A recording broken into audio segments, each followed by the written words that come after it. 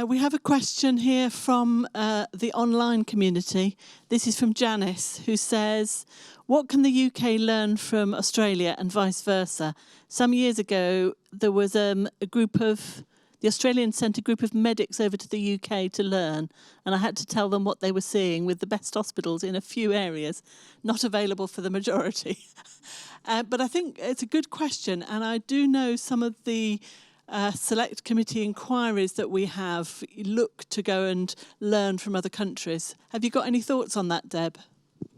Yeah, look, I think that, look, there's some fantastic work that you would already know about, in the UK, some, terrific projects coming through on dementia, palliative care or other aging. So I think we can always learn from each other. I think one of the interesting things is that we do have a similar sort of setup in some ways within both Australia and the UK. I guess one of the things that has really helped in Australia is that we have national standards and a national funding instrument. And so when we have this national program of work, you're actually speaking the same language across the country, apart from advanced care planning, which has legal language. It's different, but it's really easy then for us to design products that can go across the country. I'm not sure how many countries you have that luxury of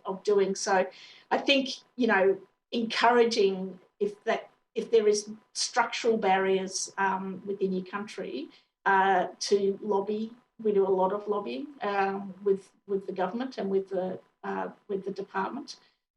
So I think, I've waited a long time. We finally got a new clinical care standard that'll come in July next year, which is the end of life or palliative care clinical standard. That will be a game changer, because if you put a standard in that you have to meet, then people have to do it. The other thing that we've done, and we're still waiting to actually see what impact it's had and whether it's a positive impact or not, is that in the care homes we've got a new funding instrument and a classification which is called ANAC Class 1, and the Class 1 is specifically for people coming into a care home who are palliative care, and there's some criteria around that, but it basically means you've got sort of 3 to 6 months to live. You can't get into that class if you're already in the care home, so it's basically if you're coming from home or you're coming from the hospital. And again, it's trying to, I guess, encourage the movement from hospital or hospices into the aged care setting.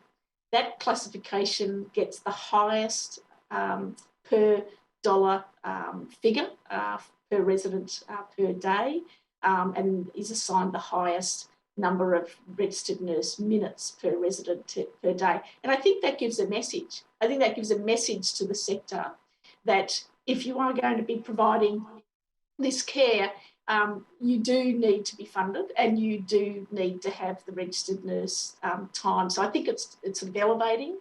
So I think those sorts of policy lessons are useful across countries. Thank you. And I guess in the UK, we've got the major condition strategy coming out soon, and we've got a chance until the 30th of June to put in our thoughts about it, and a lot of us are talking about the dementia component of that. Another question online from Alison Bravington. Amazing project, and Alison wonders, what were the biggest challenges in getting the partnership set up initially? Yeah, that's interesting, actually. This project goes on the back of a project that was run 3 years prior to the original funding of end-of-life directions in aged care, which actually involved, I think, most of the players, actually. I think there was one new peak body came in, and we dropped, somebody. So I don't know what it's like in the UK. I suspect most of you know each other. It's a bit of a niche market working in palliative aged care, is in Australia anyway. So most of us have known each other. I've known Jen and Patsy for 20 odd years. And so there is an established relationship between the academic partners that helps. And the industry partners are all very committed to being part of this consortium. We have meetings every sort of 6 weeks or 8 weeks that we have face-to-face. So even though we're across the country, we get together. And, you know, so far it's been a happy marriage, 6 years in. But I think having a very clear, the government gives us very clear guidelines. We've got the aims and objectives of the project that we have to meet. We have very clear governance arrangements and good reporting arrangements, and I guess goodwill and collegiality across the project, because it's so important that we don't have any issues around. You know, everybody gets on. It's actually been a very successful consortium model. Thank you very much, Deb. So I think it's time to wrap up now, so please join me in thanking Deb for her presentation. Thank you.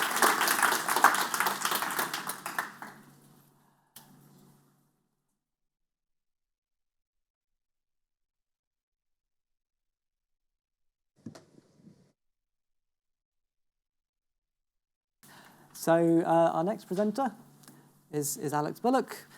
Alex is a research associate and part of the Yorkshire Cancer Research Transform group, transforming cancer outcomes in Yorkshire. She recently successfully defended her PhD in the detection and assessment of malnutrition, sarcopenia and cachexia in older adults with cancer, and is currently working on several Transform-funded projects. She also works as a senior dietitian in the NHS. So Alex, please do come. Thank you very much.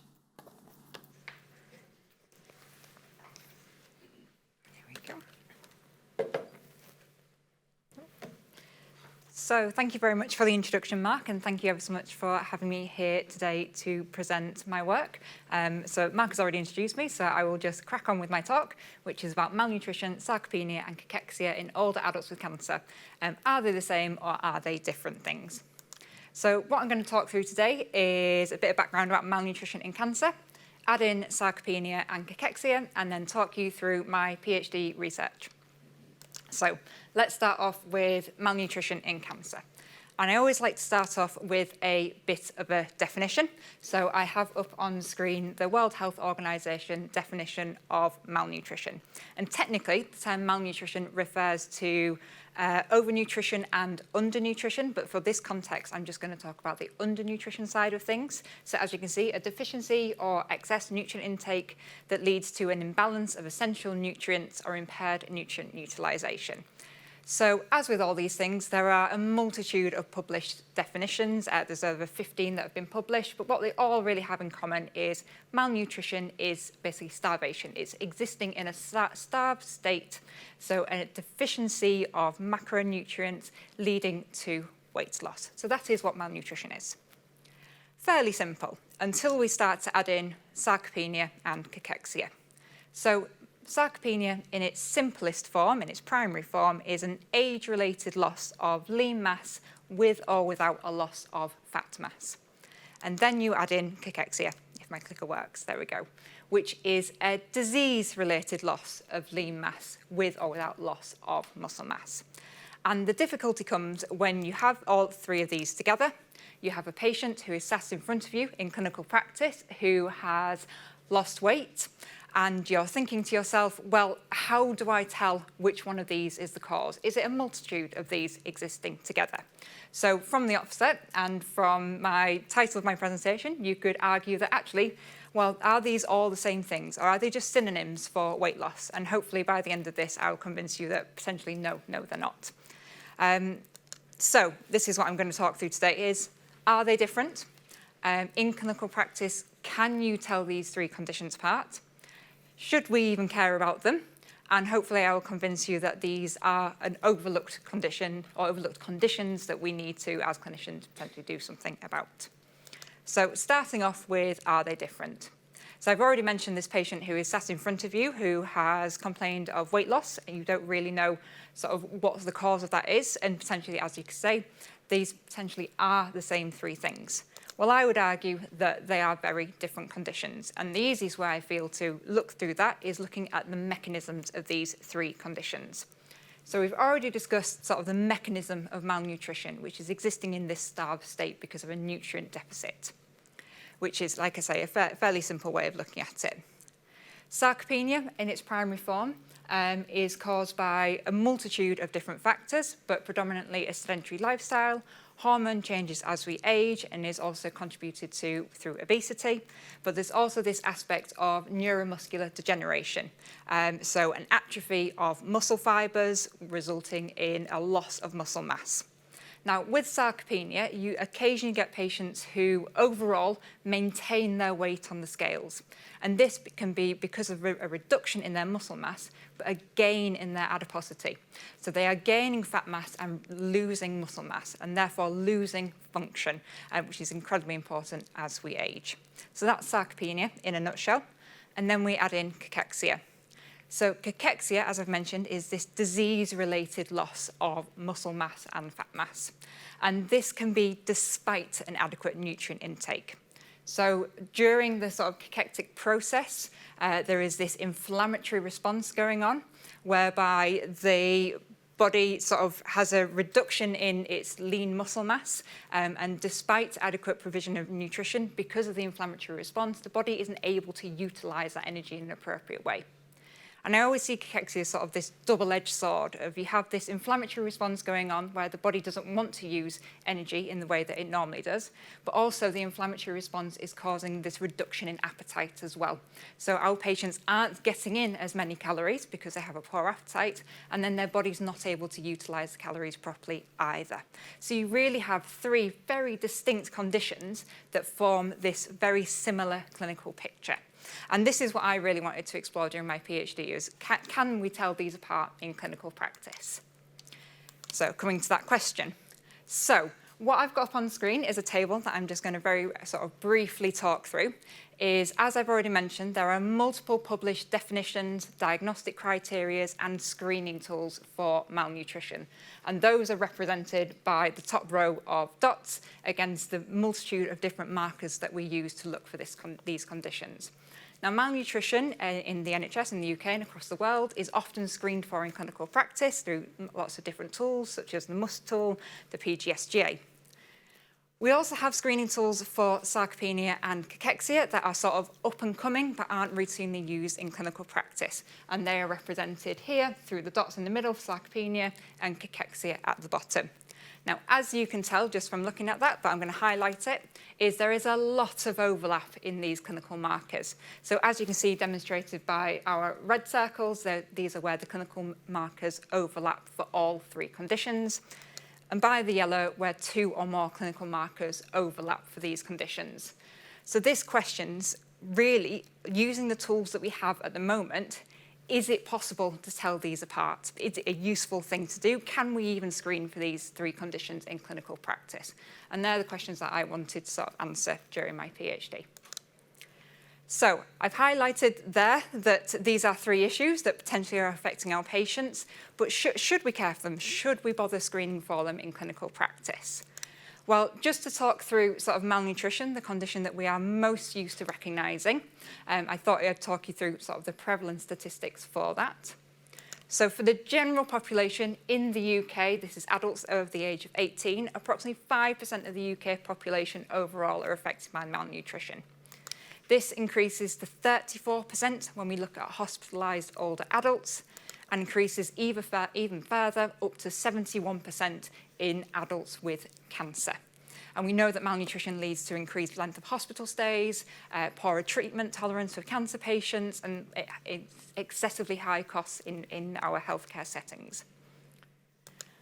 And these views are quite similar when it comes to cachexia and sarcopenia.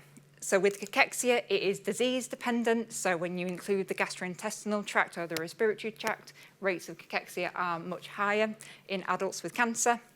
And then with sarcopenia as well, it's thought to affect approximately 10% of older adults aged 65 and over, but increases again in older adults. So when you have this population of older adults with cancer, you could easily argue that actually they're at high risk of all three of these conditions, but it's not something that we look for at the moment. So hopefully by the end of this short section, I'll be able to sort of argue that these are overlooked conditions that we need to do something about. So this was sort of my research area, these three conditions in older adults with cancer. And for my PhD, I wanted to look at the prevalence of these conditions, how they overlapped, and actually do these screening tools just all indicate the same thing, or can we find a way to distinguish between the three of them? Is it feasible, actually? Is it useful to detect and assess them in clinical practice? And most importantly, I feel, what are older adults' experiences of these three conditions? Do they matter to them? So the three things I looked at, I'm going to very briefly talk you through, are can you screen for these three conditions? What are the prevalence and what is the overlap? And patients' views and experiences. So, table I've got up here hopefully answers the question of can you screen for these conditions? So the majority of screening tools start off with a questionnaire-based format, and particularly for malnutrition are just a questionnaire-based format, and then with sarcopenia and cachexia have additional functional measures. And as you can see, completion of the questionnaires is really high. So from that point of view, we could argue yes. Completion of sort of basic anthropometric markers, so measures of weight, mid-arm circumference and hand grip, also very well completed in a patient population of older adults with cancer. It's sort of when you get to the functional markers, so chair stand tests, timed up and go, and bioelectrical impedance analysis, so standing on a fancy scale and seeing what your muscle mass looks like, where numbers do start to drop off. Now, interestingly, this is generally due to a perception that they can't complete these tasks and an unwillingness to try, rather than it as a patient trying and failing this task. And there is some interesting evidence coming out there about sort of perceived ability to complete tasks and equating with a failed status. So potentially these numbers are a little bit lower, if you think about it that way, than they could be. But overall, I would argue that yes, it is sort of feasible to complete these measures in clinical practice. So in terms of prevalence and overlap, well, hopefully from my beginning arguments, you would assume that they're going to be fairly high rates in older adults with cancer and that they are at high risk of developing these conditions. And yes, they are. So my study found that 83% of those who were screened had a prevalence or identification of one or more of the conditions. 53% had two or more. And this middle group, this 30%, were showing signs and clinical indications of all three conditions. From a statistical point of view, there was a statistically significant overlap of malnutrition and cachexia. There wasn't for sarcopenia, but it sort of hints towards, as I say, this middle group, this population of older adults with cancer who have functional issues, who have nutritional issues that are all combined that at the moment are going under the radar.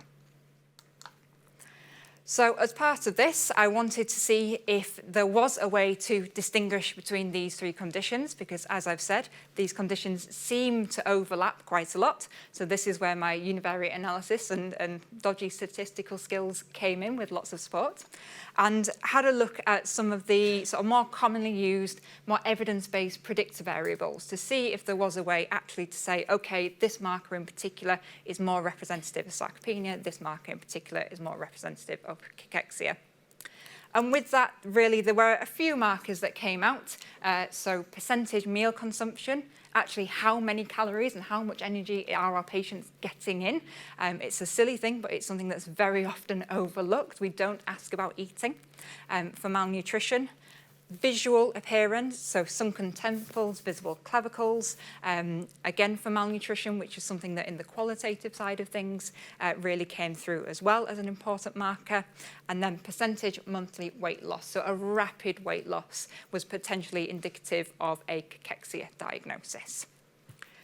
So that was sort of the quantitative side of things. And what I'd like to talk you through now is the qualitative side. So alongside screening my population, my group of patients for these three conditions, I also conducted a subset of interviews asking really about their views and their perceptions and their experiences of these three conditions. And I think the important thing to notice is, as you've already heard me slightly stuttering over these words, they're not the simplest, they're not the easiest to say, never mind for people to understand. And I think the understanding here is a real issue. In particular, sarcopenia, not a term that has ever been heard of. Similar with cachexia, weren't terms that people had ever heard of. With malnutrition, it was a little bit more understood. But it was either seen as a serious problem that, very importantly, happened to other people, or was a minor ailment that, if happened to yourself, it was quite easy to fix. It was something that we didn't have to worry about too much. When asking instead about what I would assume were more common terms, so poor nutrition, not eating well, activity, those sorts of things, again, slightly better understood, but really not as understood as you would potentially expect. So with that, these conditions were seen as, like I say, terms we'd either not heard of, or when you started to discuss them further, actually they were seen as easy to fix or common sense to manage. So I have to say, it's common sense about your eating. Or no, it's a bit like common sense about your activity. Don't keep still and you've got to keep moving. So if people were afflicted with these issues, actually it was easy to manage, easy to deal with, so why do we need to worry about it? And this really went on with this sort of reliance on past health behaviours. People assumed that if they ate well when they were younger or in the past, or if they were physically active previously, then this protected them against any problems with their eating or with their function as they got older. So I'm a very good eater, or I was, therefore I can't have a problem now. Or not really, I've told you I was pretty big, I was pretty fit, therefore I don't have an issue now. And that was something that was sort of almost a barrier to be able to discuss these conditions and discuss these problems. And this was really interesting in that patients didn't really feel that these issues are anything that would ever happen to them. They weren't terms or weren't conditions that were going to happen to them themselves. So this chappie, he was lucky he could eat, so he wouldn't ever get malnutrition, but he had lost 3 stone and was reliant on a tube feed. But still, malnutrition or poor eating wasn't something that was going to happen to him. And similarly, I suppose that's about it. It's not something I'm going to take seriously because it's not going to happen to me. And this dissonance, this sort of opposing view really became clear when people started talking about these conditions in relation to their cancer and their diagnosis. And we saw this sort of opposite of, it's not going to happen to me. However, I expected to lose weight on my cancer treatment. It's normal to lose weight with cancer. Or it's inevitable, really. As you get older, you lose weight, you lose your function.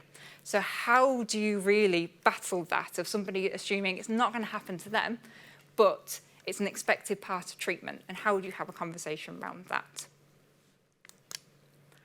However, going back to sort of the quantitative side of things, a change in visual appearances was incredibly important to patients and their families. So just on the quotes here, patients' portion size reducing, going from a dinner plate to a salad plate to a tea plate, was really an indicator to them that something was now going on here. There was something for me to be concerned about. On the same veins, a wedding ring falling off, a physically visible change, was very important to patients to go, okay, actually, no, there is something wrong here. I now need to do something about it. And there stood a challenge in that when patients had got to this point that things were visibly difficult and visibly changing, getting somebody to listen was seen as very challenging.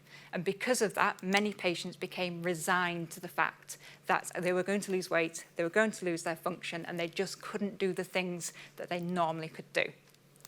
If they tried to seek help, they felt it was very much an uphill battle between a rock and a hard place of trying to persuade their clinicians that their weight loss or their loss of function was an issue. I think it was just a question of persuading somebody that I thought the weight loss was quite dramatic. And patients got very frustrated in feeling that their clinicians weren't asking about their weight loss, they weren't asking about their function. And in that sort of perception that if they weren't asking, it's not important to the clinicians, therefore it's not an issue, but actually it's now affecting the time I can spend with my family, it's affecting my ability to complete my activities of daily living. And they felt sort of fobbed off, and they found it very difficult to raise these issues in a way where they could receive any sort of constructive advice. And this really is where screening came in. Screening gave patients a sort of a sheltered opportunity for clinicians to ask about these, for it to be raised as important, and gave them space to be able to say, oh no, I'm now thinking about this. Yes, I have lost weight. No, my function has got worse, and potentially there is something to do about it. And as this quote says, it helps if you're talking about it. It's better than being left in the dark and only me knowing. And this was in reference to worsening function and worsening dietary intake. So, to summarise all of that, really these conditions are highly prevalent in older adults with cancer and potentially are distinctly overlapping, but we still need to really find a way to tease out which condition is causing which issue to know